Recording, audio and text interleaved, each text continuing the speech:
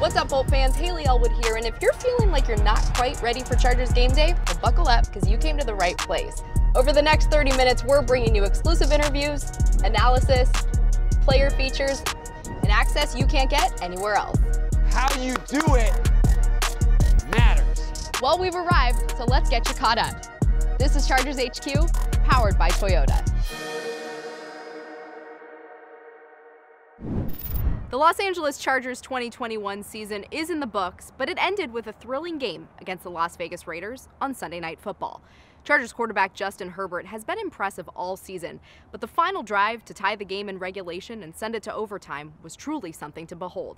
So here's Daniel Jeremiah and Chris Hayre breaking down tape of that 19-play drive in this week's Film Room.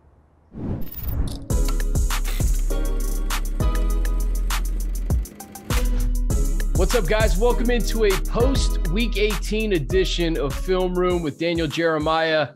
DJ, obviously the result was not what Chargers fans wanted, but at the same time, I think we can all be in awe of what we witnessed from Justin Herbert at the end of the game. Yeah, Chris, it's interesting just talking to friends around the league and, letting a couple days pass since that crazy game we were all there for. And the feedback has been pretty consistent in that, man, what Justin Herbert did in that game to have the Chargers alive and into overtime, throw after throw was just incredible. So, I know the season did not end the way Charger fans wanted it to end, but man, you talk about giving some hope to a franchise. The show that Justin Herbert put on in that game in Las Vegas, it was fitting it was in Las Vegas because it was truly a show. It truly was a show. And we'll start it here. This is a 4th and 10. You see that bunch up there at the top. He's going to end up hitting Keenan Allen on a crosser. Again, 4th and 10. Look, I want you to look down at the bottom. He's going to get to his third man of the progression. He wants to throw this out down here to Jared Cook. Well, it's plastered. There's nowhere to throw that. Now you start working inside. This is Josh Palmer is coming across the formation here. That is covered up, completely plastered. He works all the way down underneath the sticks here, knowing he's got to get this ball to Keenan Allen where you have some separation and just trust he's going to be able to get north and south, which he does. Catch the ball, foot in the ground, and get to the sticks. You're going to see our old friend Casey Hayward right here. This is a defeating feeling. Looking back at that first down marker going, uh-oh, yep, he got it. That was a big-time throw getting to number 3 in the progression. Yeah, and it's a 4th down, and obviously this is part of the 19-play, 83-yard drive that took up 2 minutes and 6 seconds. That doesn't go together. That doesn't even sound real. Not at all. Let's look at another 3rd and long here. Not 4th down, so you actually have a down to play with, but he's going to just rip and out down here to Keenan Allen. Keenan Allen's in the slot down here at the bottom. You see the inside leverage of the corner. This is what I love about Herbert. Just get your feet in the ground, real strong, real firm, and deliver a strike right out of the break. You keep this drive alive, 14-yard gain, working on Hobbs there in the slot.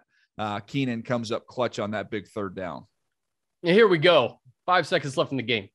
5 seconds left in the game. Now, you see this play live, and I've seen it a bunch on tape. And one of the things I want to point out is, Max Crosby, who was really kind of a terror in this game. Look at how wide he is. He's aligned up here at the top. He's going to be rushing off of Storm Norton. He's going to have to clear these 2 receivers. You're gonna have Jared Cook's gonna even widen him out a little bit, but now he's got a runway. Okay, so let's just keep an eye on him here. Look where Justin is. He's right on the hash, but watch Justin. See his head.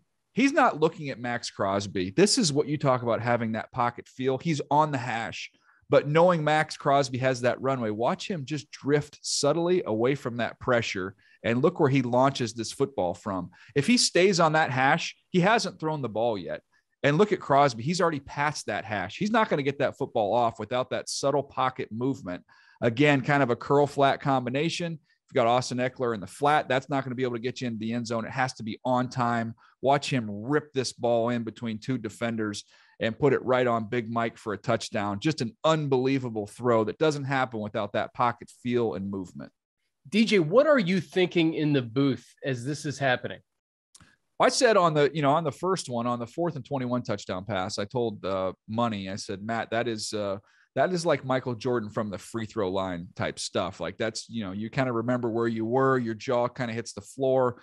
That's not supposed to happen. And then it just was one big 3rd, 4th down throw after another, to the point where Matt eventually said the law of averages does exist, right? You cannot continue to make these high difficulty plays time after time after time. And that's exactly what Herbert did, including this final one here on a 4th and 9. And I want to show you this from a couple angles here, Chris. Watch him down here on the bottom. You got Big Mike. Again, you're going to see Herbert be able to just kind of put his feet in the ground, throw with anticipation. Look at this in cut.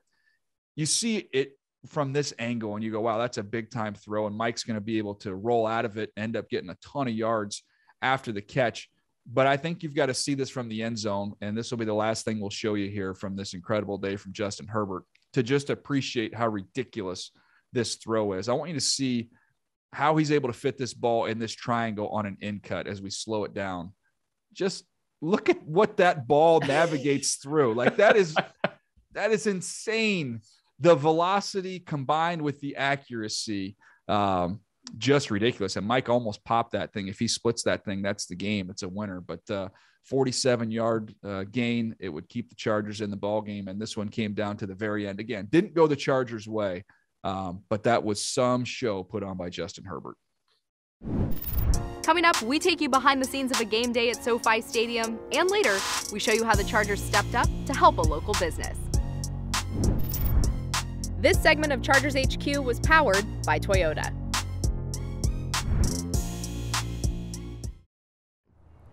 Welcome back to Chargers HQ, powered by Toyota. SoFi Stadium is the premier venue in the NFL, and in 2021, it got to play host to fans for the very first time. Now, with hosting fans came the full game day experience, so let's go behind the scenes and check out everything that goes into gearing up for a game in this exclusive feature.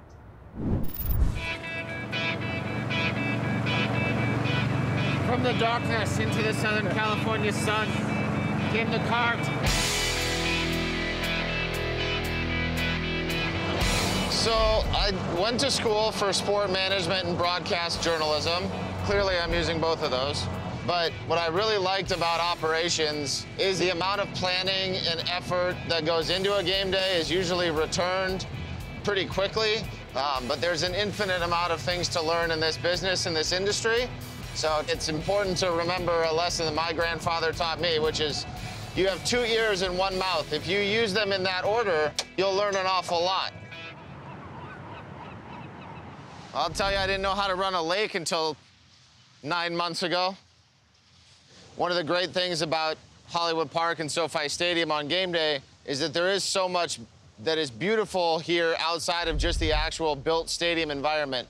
So having an opportunity to have the green space and lake area available to the public during the week and on game day before the kickoff is a really cool thing to have. What it means for us is that we have a public safety interest around this water. We have had a couple individuals who have ventured into the lake. They have all made it out safely. I'm Chris Smith. I'm head equipment manager. I've been with the team 32 years. We're in the equipment room in Costa Mesa, and this is where we do the majority of our work. It's Saturday morning, and we're getting ready to head up to the stadium to set up. You can see we've got our player bags ready to go to move up to Inglewood. This is Joey Bosa's bag, so we've got his helmet, and he's packed his knee and thigh pads in here, his gloves. We've got his jersey already on his shoulder pads, and we protect it with a trash bag, so if there is dirt on his cleats or whatever, it's not going to get on his nice jersey. When the players pack their bags, we go through them to make sure everything's in there. And we've got a little checklist in our heads just to make sure that they haven't forgotten something, because it does happen. Between myself and my assistants, we cover that pretty good. So this is all our different helmet parts here, putting together helmets, fixing helmets, whatnot. Over here, you can see next week we have our Salute to Service game. So we've got all the hoodies and t-shirts ready to go. This was the jersey that Austin wore in Philadelphia last Sunday. It was never washed, obviously. He traded with Boston Scott. So Austin's gonna come back and sign this jersey, and then I'm gonna send it on to Philadelphia, to Boston. So we'll have everything ready to go by 11 o'clock this morning. It's a matter of just moving all the equipment that's been packed out to our movers, and they'll load it on the truck.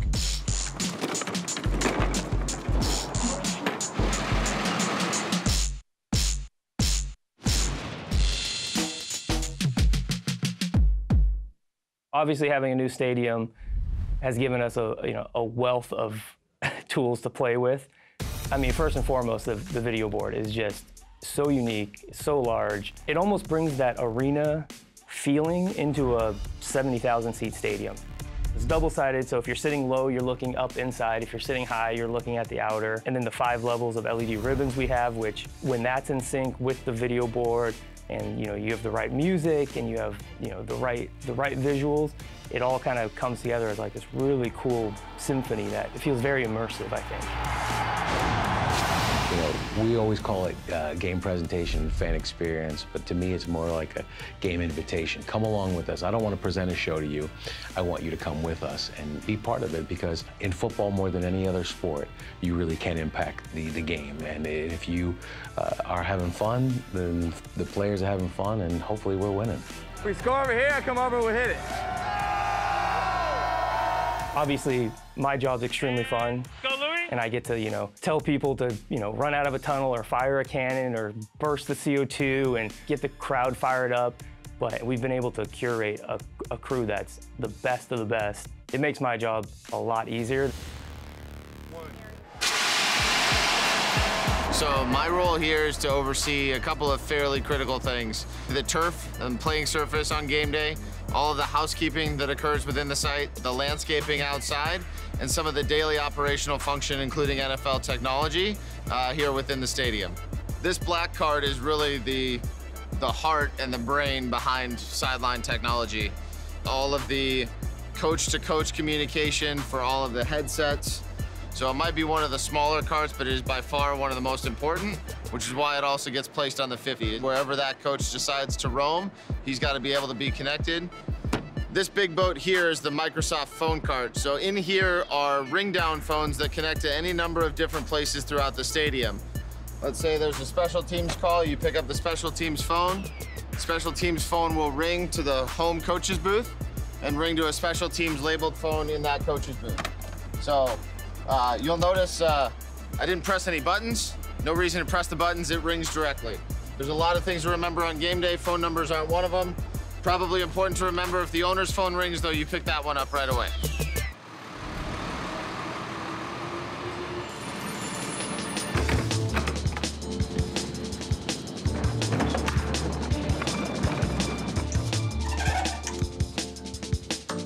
So this is the players' equipment. So each player has a bag, and we'll hang up the uniforms, jerseys, pants, one thing at a time, and knock it out in about an hour. And this is a good example of how we set up a locker. We put the shoulder pads and jersey on top. We hang a sweat jacket in here. Here's his pants. His helmet's here, knee and thigh pads, gloves, and cleats and shower shoes down there. And we do every locker the exact same way. And we try to do it the same way on road trips, too, just so the guys are used to knowing exactly where their stuff is. So this is staff. So that'd be trainers, video, and equipment managers.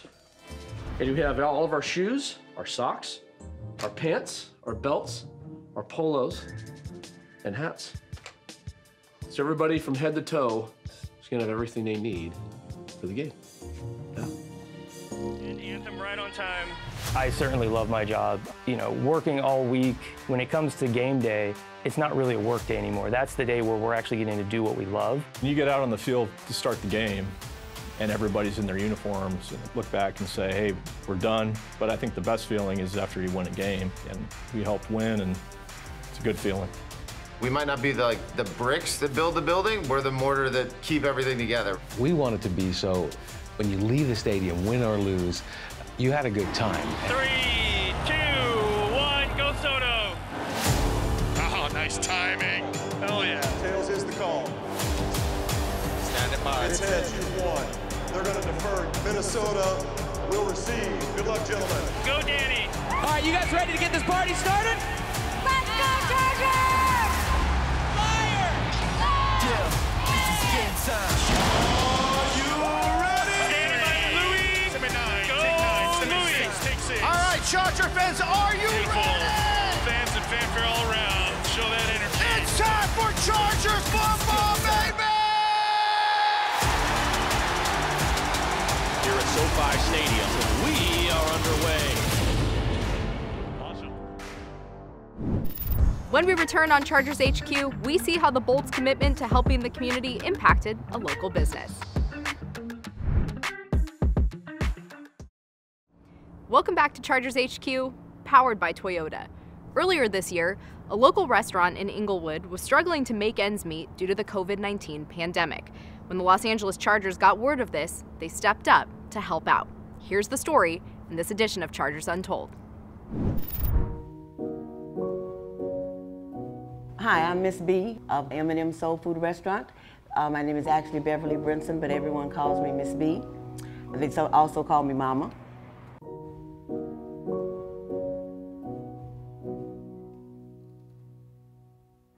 We're at 4549 West Imperial. We've been in business over 35 years. Our last location, we were there for 15 years. We've always been located in Inglewood somewhere. And we have Chef Charles and Chef Mark. They're doing their thing that they do every day, that they love to do. And we've been at this location since right before the pandemic, I think. So we moved in here. You see the smiles on their face, they're in heaven. When they're cooking, they're in heaven, okay? They love it, they love it. And you have to love it. You have to love it. The pandemic sort of interrupted everything.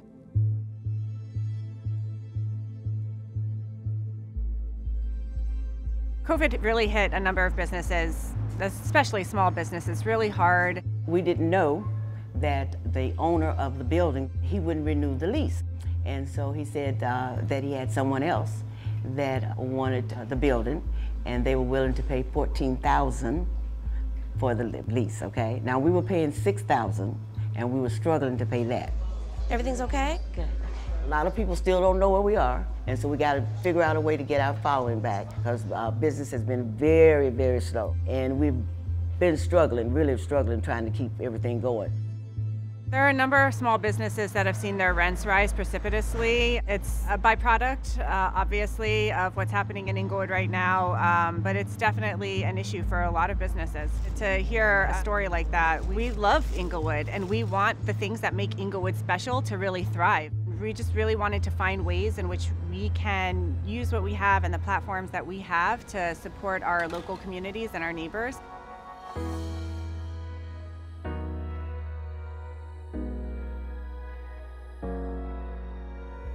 We were able to purchase 190 meals.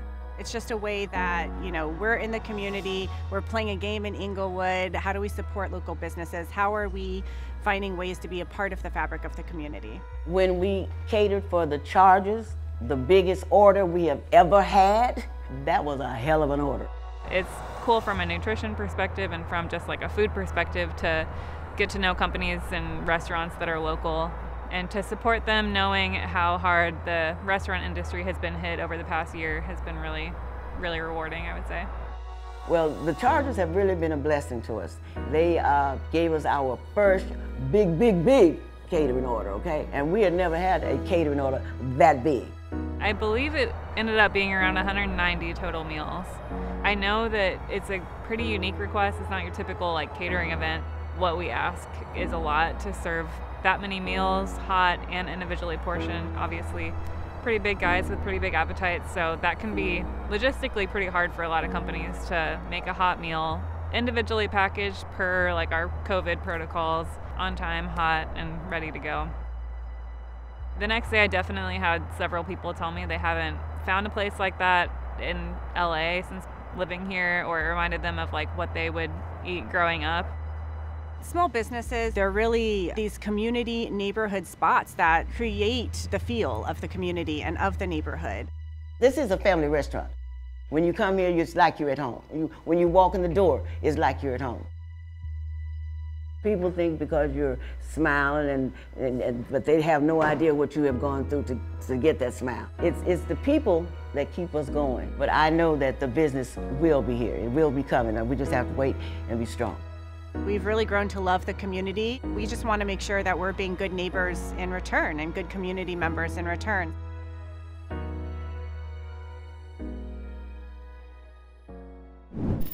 That'll do it for this episode and season of Chargers HQ. Thanks so much for tuning in. I'm Haley Elwood. Good night.